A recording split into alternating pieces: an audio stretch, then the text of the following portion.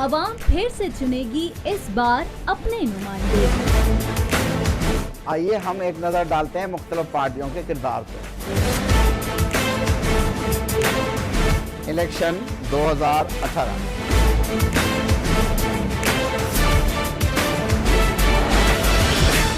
Welcome back नाजरीन। सियासी जमातों की जानिब से इलेक्शन 2018 जीतने के लिए एड़ी चोटी का जो है जोर जो है वो लगाया जा रहा है। कप्तान के खिलाड़ी हों या बिलावल के जियाले या फिर नवाज के हों मतवाले, मुल्क के बेशतर शहरों में किया जा रहा है जलसे, जुलूसों और रैलियों का भरपूर किस्म का एहतमाम।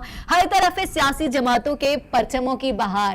तो हम कुछ बात कर रहे थे सिंपैथी वोट के हवाले से। तो सैयदा किरण जो है ब्रेक पे जाने से पहले कुछ कहना चाह रही थी। तो सैयदा क्या कहेंगी आप सिंपैथी वोट के हवाले से? बिल्कुल जाएगा सिंपैथी वोट, मुझे लग रहा है, क्योंकि देखें आप अदलिया को देखें या नैब को देखें, सिर्फ एक पार्टी के खिलाफ जैसे इलेक्शन कैंपेन जैसे जैसे करीब आ रही है, सिर्फ एक पार्टी के खिलाफ आपकी अदालतें भी एक्टिव हैं, आपका नैब एक्टिव है, हमें नज़र आ रहा है। आप चौधरी निसार का हल्का देखें, जितने भी मजबूत कैंडिडेट थे उनके मद्दे मुकाबिल आपने उनको चुक लिया, आपने हल्का ही खाली कर दिया। सही। और अभी भी जो 3 रेफरेंसेस में से एक एवनफील्ड रेफरेंस का आया है उसमें भी आपने सजाएं सुना दी, जबकि आपने लिखा कि प्रोसिक्यूशन ने कोई सबूत पेश नहीं किया। ये आपके वर्डिक्ट का लाइन है।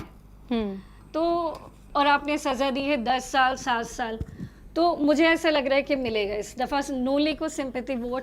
अच्छा, आपके ख्याल में मिलेगा? चले देख लेते हैं कि सिंपैथी वोट मिलता है नहीं मिलता नून लीग को। इलेक्शन से कबल बड़े पैमाने पर जमातों में होने वाली तब्दीलियों के हवाले से क्या राय है आपकी, क्या कहेंगे इस पे?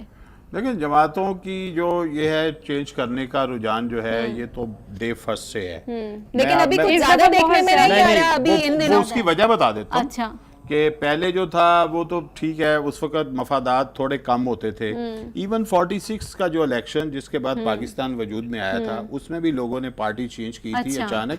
और जब पता चला था कि अब पाकिस्तान बन रहा है तो मुस्लिम लीग को बहुत से लोगों ने ज्वाइन किया था। पंजाब में तो बहुत से लोगों ने किया था, वरना उस वक्त तो वहाँ यूनियनिस्ट पार्टी की गवर्नमेंट थी। तो बहुत से लोग जो अभी अपने आप को पैदाइशी मुस्लिम लीगी कहते हैं ना, वो सारे उधर ही होते थे। उसके बाद अगर आप देखें तो टाइम टू टाइम यही चलता रहा है। मुख्तलिफ टाइमिंग में एक चीज आप बड़ी देखने वाली है कोकब, वो क्या है कि पाकिस्तान में लोग पॉलिटिक्स, मैक्सिमम लोग पॉलिटिक्स क्यों कर रहे हैं? कि वो पॉलिटिक्स को एज ए सर्विस समझ के कर रहे हैं या एज ए बिजनेस समझ के कर रहे हैं? मेरी ऑब्जर्वेशन है कि वो एज ए बिजनेस कर रहे हैं। एज अ बिजनेस और थोड़ी स्ट्रेंथ आपको मिल उसी से आ जाती है ना। जब आप कारोबार करेंगे, सरमाया आएगा तो आ जाएगा वो पैसा। अभी टीवी पे कुछ लोग कह रहे थे जी मैं 5 करोड़ जेब में डाल के घूम रहा हूँ, मुझे टिकट चाहिए। तो क्या है कि वो 5 करोड़ का 50 करोड़ बनाने की कोशिश करेगा या 5 बिलियन बनाने की कोशिश अभी करेगा। इलेक्शन पे कितना पैसा लगाया जा रहा है, ये सारा कुछ देखें है। तो देखें ये एक आवाम से रिसीव करेंगे ना। तो अभी आप देखेंगे एक चीज है कि लास्ट 2013 के इलेक्शन में 24,000 कैंडिडेट था। अभी जो मैंने लिस्ट देखी है तो 12,000 समथिंग कैंडिडेट है। इसका मतलब है एक तो वो बयान अल्फी की वजह से बहुत से लोग आउट हुए। तो 12,000 कैंडिडेट मौजूद है इस वक्त इलेक्शन रन में, और 1100 समथिंग लोगों ने इलेक्ट होना है या 1100 के करीब लोगों ने इलेक्ट होना है। तो ये रेशो है, लेकिन सब लोग जो हैं कहीं ना कहीं सरमाया लगा रहे हैं। तो लिहाजा कि जो पाकिस्तान में जो बिजनेस माइंडेड जो एक सोच बनी है पॉलिटिक्स करने की और पेशा वराना तौर पर सियासतदान बनने की, ये बड़ी गलत है। लोग अपना प्रोफेशन जो है एज ए सियासतदान, हम प्रोफेशनल नहीं है, हम मीडिया पर्सन है, ये हमारा प्रोफेशन है। किसी का डॉक्टर एज ए प्रोफेशन हो सकता है, किसी का जिम्मेदार का हो सकता है, किसी का इंजीनियर का हो सकता है, कोई भी हो सकता है। लेकिन जब आप सियासत करते हैं तो वो होनी चाहिए कि जब आप सियासत में आए तो ये आप सर्विस करने के लिए आए, आप अपने तजर्बे से लोगों को मुस्तफीद करने के लिए आए। लेकिन यहाँ पे ये हो रहा है कि जी एक फैमिली का बच्चा जो है वो नालायक है या कुछ है, उसको सियासत में डाला हुआ है, बाकी सारे जो है उसकी सपोर्ट में खड़े हैं और उसको जितवा के उसकी एक पोजीशन लेने की कोशिश करते हैं, फिर उसी की वजह से बहुत सा अपना कारोबार चमकाते हैं। यही फार्मूला चल रहा है। तो ये जो पार्टी चेंज करने का आपका सवाल था, वो इसके पीछे ये वजह कार है। वो देखते हैं कि इस दफा पावर में आने के इम्कानात ज्यादा किसके हैं, ठीक है, या उन्हें कोई ऐसे उनके मालूमात का जरिया होता होगा कि जिससे उनको ये सिग्नल मसूल हो जाता है कि मेरे लिए बेहतर यह है कि मैं इस ग्रुप के साथ हो जाऊं या इस ग्रुप के साथ हो जाऊं। तो फिर उनके प्लानिंग पहले से हो जाती है। अभी आप देख लें 2002 का इलेक्शन, फिर 2008 का, फिर 2013 का, आपको ऐसे लोग मिल जाएंगे 2002 में कहाँ थे, 8 में किधर थे, 13 में किधर थे, और आप 18 में कहाँ हैं, तो आपको अंदाजा हो जाएगा इसका मतलब पीटीआई में नजर आएंगे। वो आपको पता है नहीं, वो सारी जगहों से मूव करते आ रहे करते हुए आए, हैं, एक इसका पार्टी से मतलब है इस दूसरी तरह पार्टी, इस दूसरी दफा पार्टी उनका से। ख्याल है कि हाँ। पीटीआई जो है वो ताकत में है, तो लिहाजा वो अच्छा। उसमें आ गई। नवाज शरीफ नून लीग के लड़खड़ाने से पीटीआई जो है, आपको क्या लगता है कि मतलब इस वक्त थोड़ी मजबूत फील कर रही है? तकरीबन मेरा ख्याल है जो सबसे ज्यादा जब तक फायदा है, वापस ना आ जाए नवाज शरीफ तब तक लेकिन वो सबसे ज्यादा फायदा जो है हाँ। वो पीटीआई को ही हुआ है। इसका सही। एक एनालिसिस ये है कि 2013 का इलेक्शन अगेन देयर है जो लास्ट हुआ है, उसमें हम एग्जांपल ढूंढेंगे, तो उसमें जो 1-to-1 चीज आई थी पंजाब के अंदर, वो पीटीआई और पीएमएलएन की आई थी, ठीक है। उस वक्त जो रेशो आई थी 2013 में, पीटीआई के जो रनर अप थे मोस्टली एवरेजली 15,000 वोट से हार रहे थे, 15,000, कहीं 20,000, कहीं 18,000। जो बाद में ज़िमनी इलेक्शन हुए, चंद एक हमने जो ऑब्जर्व किए, उसमें 2,000-3,000 की रेशो भी आई, इवन लाहौर में, कि जो कौमी असम्बली के स्पीकर हैं सरदार अयाज सादिक साहब, वो बमुश्किल 2400 वोटों से जीते। अच्छा। जबकि उनके सामने जो अलीम खान साहब हैं, उनकी शख्सियत इतना बड़ा स्टेचर नहीं है। सरदार अयाज सादिक की फैमिली की एक बहुत बड़ी हिस्ट्री है, ठीक है, और बड़े और ख़ुद भी एची सोनियन हैं, वो खान साहब है, ये सारे दोस्त हैं एक दूसरे के, तो वो एक बड़ा रिकॉर्ड रखते हैं लाहौर सिटी में, ठीक है। इवन देन उनको बड़े और भी पापड़ बेलने पड़े, जो कि कई हवालों से सामने आए, और बमुश्किल 2400 वोटों की, इसका मतलब है कि नेक टू नेक चीज चली गई थी। इस तरह गुजरांवाला में एक मुकाबला हुआ था, उसमें भी 2000 वोटों से हामिद नासिर छठा के बेटा जो है वो हारा था ज़िमनी इलेक्शन में। तो इसका मतलब है नेक टू नेक गेम जो है वो ज़िमनी इलेक्शंस में चली गई थी, और अब सबसे ज्यादा फायदा जो है वो पीटीआई उठा रही है। अलीम खान के नाम से याद आया, इन पर भी तो करप्शन केसेस हैं, और किसी हाउसिंग का केस भी इन पे चल रहा है। सही। तो देखिए ये लोग सेफ जोन में चल रहे हैं। केपीके में कितने मंसूबे थे जिनमें करप्शन केसेस सामने आए थे, खैबर बैंक का भी मंसूबा हमारे सामने, स्कैंडल हमारे सामने है, लेकिन वहां पर कुछ नहीं किया। लेकिन नून लीग के उम्मीदवारों के साथ सब कुछ हो रहा है, आशियाना हाउसिंग भी चल रहा है।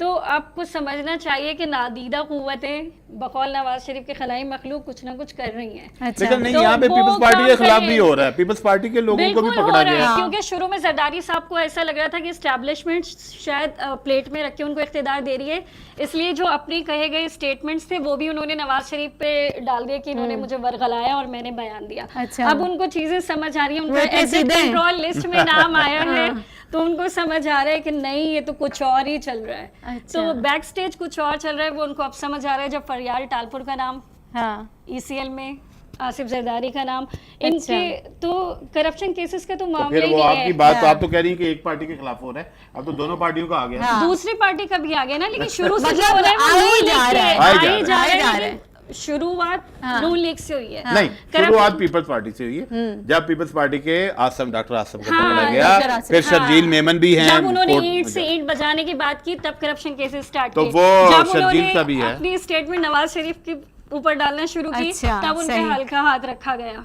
सही। तो अब फिर दोबारा से शुरू हो गया है। हाँ, तो मतलब यही एहतसाब है। सभी का हो रहा है ना, हो रहा है। ऐसे एक सब पार्टी का मखसूस नहीं लोगों है। का ना, मखसूस लोगों का नहीं कहेंगे, हो रहा। सभी पार्टी नहीं, में पहले से कुछ पीपल्स ना पार्टी कुछ का केपीके करते चलता आ में रहे हैं। कितने केसेस थे आपने नहीं किया। मैं बोल रही हूँ ना, अलीम खान का सामने आया, आपने क्या किया? आप सिर्फ नून लीग और लोग तो नून लीग से पीपल्स भी काफी पार्टी। नाला दिखाई दे रहे हैं। बारिशों की जो सूरत हाल हुई है, मतलब पंजाब का लाहौर जो की। नक्शा, लाहौर जो है, बारिशें आप हुई हैं, जापान में उसमें जो देखिए 100 सूरत से हाल हुई ज्यादा है। हलाकतें हो गई हैं। अच्छा, एक चीज पता 300 क्या है? मिलीमीटर। अच्छा, एक चीज होती है कि जापान में जिस तरह आबादी रहती है आपको पता नहीं है, वो पहाड़ों पे ज्यादा रहते हैं, वहां से जब पहाड़ से पानी आता है तो वो डैमेज करता हुआ गुजरता है। हमारा तो मैदान जो है वो डुबो गया है, बिल्कुल। और क्या हुआ है कि जो बिल्कुल नई कंस्ट्रक्शन हुई थी वो बैठ गई है। ये बड़ी जो है ना, देखिए एक ऑरेंज खतरनाक लाइन है। मंसूबा बन रहा था, वो रोडों की वाला हालत रोड- देख लें आप, हाँ। बंदा ट्रैवल नहीं कर सकता यहाँ पर, लेकिन बहुत कुछ बुरा हाल है। घंटों बाद लेकिन clear हो मुस्तफा गया था, कमाल के बारे में वो मैं यहाँ रोड नहीं कहूंगी दिखाया कि गया। मुस्तफा कमाल को हमें हाँ। अप्रिशिएट करना चाहिए कि उन्होंने थोड़ा नक्शा बदल दिया था। यहाँ पे जो कराची में कंस्ट्रक्शन हुई, मैं समझता हूँ कि उस लिहाज से वो कितने साल गुजर गए हैं, 10 साल से ऊपर, 12-13 साल गुजर गए हैं, वो कंपैरेटिवली बेटर हुई है। अगर मेंटेनेंस होती रहती ना वक्तन फवक्तन तो ये चीजें मतलब बेटर की तरफ ही जाती रहती। बिल्कुल ही एक चीज को बना के आप छोड़ दोगे और उसकी ख्याल ही नहीं करोगे तो वो तो खराब होगी। नई गवर्नमेंट का काम था ना उसको मेंटेन करती, उसकी मेंटेनेंस करती, नहीं की गई, इसलिए अब वो निगरान हुकूमत ने 1 महीने में करनी थी। निगरान ये बात उसके बाद अभी तो वो मुस्तफा सही है। कमाल के बाद पीपल्स पार्टी की गवर्नमेंट। लेकिन एक चीज पता है कि अब ये जो है ना, जो छोटी छोटी बातें हैं, मैं समझता हूँ कि जो सबसे, मैं पहले भी एक दिन एक यूनिवर्सिटी में भी मैं था इसी टॉपिक के ऊपर, तो वहाँ पे काफ़ी पॉलिटिशियंस थे हमारे जो इस तरह की बात कर रहे थे। तो मैंने ओवरऑल जब मेरी बारी आई थी तो मैंने कहा मुझे ये बड़ी हैरत हो रही है कि हमारे आज की गुफ्तगू में कुछ लोग हैं जो MNAs की नशिस्त के लिए कंटेस्ट कर रहे हैं, लेकिन उनके मुंह से गुफ्तगू बल्दियात की निकल रही है। अच्छा, देखें पाकिस्तान के ये इनको बल्दिया का तो हमारा नहीं, देखें बल्दियात की क्या निकल रही है कि वो भी MNA भी आके कह रहा है, एक कह रहा है कि मैंने गली बनवाई, एक कह रहा है कि मैंने रोड बनवाई, एक कह रहा है कि तुमने कचरा नहीं उठाया और तुमने पानी नहीं दिया। तो मैंने कहा देखें ये लेवल हो गया है कौमी असम्बली का कि जो कौमी असम्बली के कंटेस्ट के लिए जो है ना लोग अपने आप को पेश किए बैठे हैं, वो बात कर रहे हैं बल्दियाती इदारों की जिम्मेदारियों की, जबकि पाकिस्तान में जो बड़े इश्यूज हैं इनको शुक्र भी थोड़ा करना चाहिए कि पाकिस्तान के अवाम इतने सादे हैं कि वो इनसे ये नहीं अभी पूछ रहे कि तुमने इतना लोन क्यों लिया, डॉलर इतना क्यों चढ़ गया, मकरूज हो गए, इतने हम मकरूज हो गए, इतना हमारा जो एक्सपोर्ट क्यों रुक गया, हमारी फीका सामदनी में इतना इजाफा क्यों, हमारे बच्चे जो हैं 2.5 करोड़ टैक्सों का। मैंने कहा यार ये देखें कि असल जो क्वेश्चन है, जो कौमी असम्बली के कंटेस्ट के लिए बैठा है बंदा, उसका तो स्टेचर ये होना चाहिए कि वो नेशनल और इंटरनेशनल इश्यूज पे बात करके बताए। बिल्कुल। लेकिन अगर आके वो भी कचरे कुंडी की बात करेगा तो इसका मतलब है कि वो कौमी असम्बली में बैठ के उस लेवल की गुफ्तगू नहीं कर सकेगा। तो सबसे बड़ी चीज ये है कि हाँ एलिजिबिलिटी, कि कौन सा बंदा किस सीट के लिए कंटेस्ट कर रहा है और उसका जो है वो लेवल क्या है, उसकी अप्रोच क्या है, उसके उस इश्यूज के ऊपर गुफ्तगू क्या है। अभी तक आपने किसी ऐसे इतना कोई प्रोग्राम सुना है जिसमें खारजा पॉलिसी डिस्कस हुई हो, जिसमें इकोनॉमिक पॉलिसी डिस्कस हुई हो, जिसमें डिफेंस पॉलिसी डिस्कस हुई हो? कोई ऐसा टॉक शो आपने सुना है? क्यों नहीं सुना? इसका मतलब है कि जो लोग जो हैं वो अपने आप को इस लेवल पे ले गए हैं कि उनके सामने सिर्फ जो बल्दियात के इश्यूज हैं ना वही उनके लिए इश्यूज हैं, बाकी इश्यूज उनके सर के ऊपर से गुजर गए। कि ये इन्हीं पे ही बात करें, जब खारजा पॉलिसी अच्छी करने की कोशिश करते हैं तो कुछ इदारों को बुरा लगता है। हमने देखा नवाज शरीफ ने अफगानिस्तान और भारत से ताल्लुकात अच्छे करने के लोगों ने मजाक उड़ाया कि क्या सारी डिप्लोमेसी चल रही है, लेकिन वो मुझे अच्छा लगा था कि कौमों को, मुल्कों को करीब होना चाहिए, तिजारती फायदे भी होते हैं, वैसे भी हमारी सरहदों पे पीस रहे, सुकून रहे, उसके लिए जरूरी है। लेकिन आपने उसको क्या पानामे की सजा दी, मुशर्रफ गद्दारी केस, ये नवाज शरीफ का जुर्म था, सामने आया था ना करप्शन में। तो पनामा पाकिस्तान में नहीं दिया, पाकिस्तान से नहीं आया, बाहर से आया। और दूसरा ये है कि जो अगर उनकी सिस्टर्स भी थी, अलीम खान भी थे, उनकी भी ऑफशोर उनके खिलाफ भी होना चाहिए, उसको कोई ये सपोर्ट नहीं कर रहा। लेकिन जो एक बात है ना, जुल्फी बुखारी का नाम और भी लीडर रहे हैं, सबको लेना चाहिए। बुखारी का नाम ब्लैक लिस्ट से आपने निकाल दिया। हम ये नहीं कहते कि जो गलत है उसको सही करें, लेकिन मैं ये कहता हूँ कि जो नवाज साहब का खारजा पॉलिसी थी वो उनकी जातियात तक थी। अगर उनकी जाती मोदी साहब से ताल्लुकात में मुल्क को फायदा होता तो सारे लोग कहते जी बड़ा अच्छा हुआ है। लेकिन हमने देखा कि उनके जो उनसे रिलेशनशिप थे उससे उनके अपने बिजनेसेस को फायदा हुआ, पाकिस्तान को नहीं हुआ, पाकिस्तान को नहीं हुआ। लिहाजा इसलिए वो तनकीद का निशाना बने, अदरवाइज वो अगर मियां साहब पैसे लगा रहे थे तो वहाँ से भी जो बिजनेसमैन है वो पाकिस्तान में लगा रहे थे। अब वो दुनिया को कह रहे हैं कि पाकिस्तान में इन्वेस्टमेंट करो और खुद जाके इंडिया में इन्वेस्टमेंट कर रहे हैं। तरक्की नजर आए ना पाकिस्तान में अगर लगा रहे हैं। देखिए कितनी अजीब बात है, जो पाकिस्तान का प्राइम मिनिस्टर है, पाकिस्तान का प्राइम मिनिस्टर पाकिस्तान में कोई नई फैक्ट्री नहीं लगा रहा, इंडिया में लगा रहा है, और दुनिया को कह रहे हैं पाकिस्तान में आके इन्वेस्टमेंट करो। तो कितना कंट्राडिक्शन है। तो लिहाजा सबसे पहले ये देखना चाहिए कि कौन बंदा क्या काम कर रहा है और कह क्या रहा है, इसीलिए उसकी जुबान से तासीर किए जाते हैं, ये दे दो, वो दे दो, वो दे दो, ये तासीर जुबान से तासीर इसलिए खत्म हो जाती है कि आपके कॉल और फेल में तजाद बहुत होता है। आप कह कुछ रहे हैं, खुद कर कुछ और रहे हैं। लिहाजा अगर ये होता है ना कि जो पॉलिटिशियन नहीं है और वो एक कारोबारी आदमी होता है, वो इन्वेस्टमेंट जाके दुनिया के किसी खिते में करे, पाकिस्तान को उससे या पाकिस्तानी को उससे क्या नुकसान है। लेकिन एक बंदा दावा ये करे कि मैं पाकिस्तान को ठीक कर रहा हूँ और पैसा मैं अपना कहीं और रख रहा हूँ, तो ये मेरा ख्याल है चीज जो है ना वो अच्छा, आवाम तो कुछ हद तक हमें दिखाई दे रही है बदल रही है, क्या निजाम भी बदल पाएगा? निजाम जो है वो अवाम ही के प्रेशर से बदलेगा। मैं क्या होपफुल हूँ। मेरा ख्याल है कि जो पाकिस्तान में बहुत सी ऐसी तब्दीलियां आई हैं जो पाकिस्तान के अवाम की या सिविल सोसाइटी की या मीडिया के थ्रू आवाज़ उठाने से उसके ऊपर बात हुई है। और कई ऐसे वाक़यात हैं, केसेस ओपन हुए, कई फैसले हुए, कई ऐसे, जब हम गिनना शुरू करें कई एग्जांपल दे सकते हैं। तो लेकिन यह है कि इसके लिए बड़ा ज़रूरी है कि आपकी सोसाइटी बेदार कितनी है। सही। देखें, पाकिस्तान की आवाम जो है वो बड़ी मुश्किलात में है, डे टू डे अफेयर्स में बहुत बुरी तरह फंसी हुई है, इस चीज़ को मानना चाहिए। रोटी रोजी के मामलात में बहुत बुरी तरह उसको जो है वो इन्वॉल्व हो गया। फिर यह कि जो उसके लिए यूटिलिटीज़ जो हैं वो उसकी पहुंच से बाहर हो गई हैं। एक बंदे की आमदनी जो है उसका मैक्सिमम हिस्सा उसके सिर्फ फूड पे खर्च हो रहा है, बीमारी है, ट्रांसपोर्ट के इशू। मगर जो रियासत को जो चीज़ें करनी चाहिए ना, रियासत की वो चीज़ें नहीं मिल रही पब्लिक को। रियासत जो है, एक बड़ा अच्छा सा जुमला है, किसी ने कहा था कि ये जो हुब्बुल वतनी होती है ना, ये कोई इंजेक्शन या कोई टैबलेट नहीं होती बिल्कुल कि मैंने आपको खिला दी या मैंने खा ली और मैं मुहब्बे वतन हो गया।